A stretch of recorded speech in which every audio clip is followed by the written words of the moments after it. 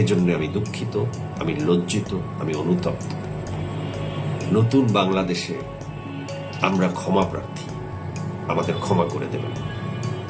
আমি কোনো অন্যায় করি নাই, আমি ছাত্রছাত্রীদের বিপক্ষে কখনোই ছিলাম না,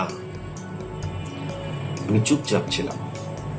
তারপরও আমি আমার জায়গা থেকে বুদ্ধিদীপ্ত স্ট্যাটাস দিতে চেষ্টা করেছি, যে স্ট্যাটাসে বারবার সরকারকে অনুরোধ করা হয়েছিল দাবি মেনে নেন, দাবি মেনে নেন।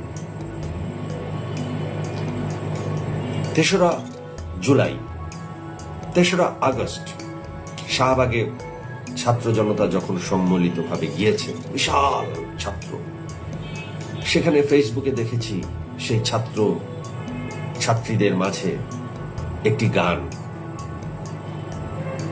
ধনে ধান্যে পুষ্পে ভরা আমাদের এই বসুন্ধরা। এই গানটি দেখে আমিও শেয়ার দিয়েছিলাম যে আমাদের দেশটাকে আমরা এত ভালোবাসি, আগে জানতাম না। আমার ফেসবুক প্রোফাইলে সে শেয়ারটা আছে। এর চেয়ে বেশি কিছু করতে পারিনি, এজন্য আমি দুঃখিত, আমি লজ্জিত, আমি অনুতপ্ত। নতুন বাংলাদেশে আমরা ক্ষমা প্রার্থী, আমাদের ক্ষমা করে দেবেন।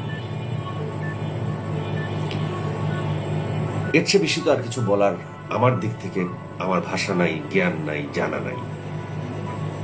এর চেয়ে বড় কোনো অন্যায়ও করি নাই যে অন্যায়ের জন্য পালিয়ে যেতে হবে বিদেশে, টাকা পাচার করি নাই। আমরা জীবন যাপন করেছি, রোজগার করেছি, খেয়েছি, পরিবার লালন পালন করেছি। আমরা সেই অন্যায়কারী অপরাধী না, অ্যাটলিস্ট আমি আমার ব্যাখ্যা দিচ্ছি।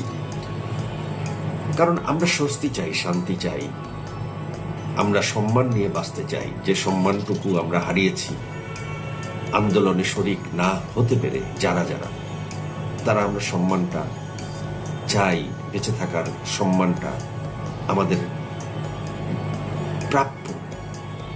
ভুল হলে মানুষ ক্ষমা চায়, ভুল যদি ছোট হয় ক্ষমাই সেই ভুল মাফ হয়ে যায়। সমস্ত শিল্পী সমাজে যদি একটা স্টেটমেন্ট দিতে পারত, আমার মনে হয় ছাত্র জনতা, এদেশের মানুষ অধিকাংশ শিল্পীদেরই ক্ষমা করে দিত। হয়তো হাতে গোনা 2-4 জন শিল্পী যারা অতিরিক্ত এবং অতিরিক্ত করেছে, তাদের হয়তো বিষয়টি অন্য।